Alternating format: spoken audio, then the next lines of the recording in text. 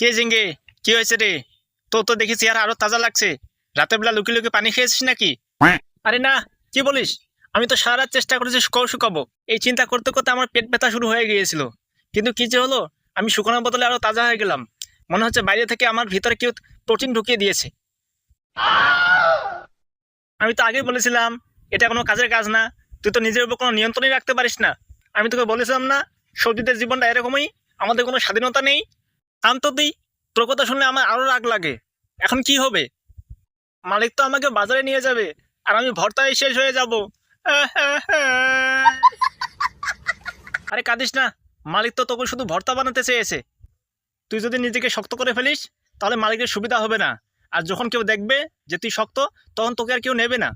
এই যে ঝেঙ্গে মিয়া, তোর দিন শেষ। চল, তোকে এবার বাজারে নিয়ে যাব। তোর জন্য এক কাস্টমার অপেক্ষা করছে। সে তোর মতো একটা তাজা ঝিঙ্গে দিয়ে ভর্তা বানাতে চায়। চল। আমাকে নিয়ে লাভ নেই, আমি অনেক শক্ত হয়ে গেছি। ধুর, এটা তো দেখি অনেক শক্ত হয়ে গেছে। একে তো আর বাজারে নিয়ে যাওয়া যাবে না। বেঁচে গেলি ঝিঙ্গে মিয়া, বেঁচে গেলি। বাঁচলাম বাবা, এবারের মতো। এবার দেখবি পটল, তোর কপালে কি আছে।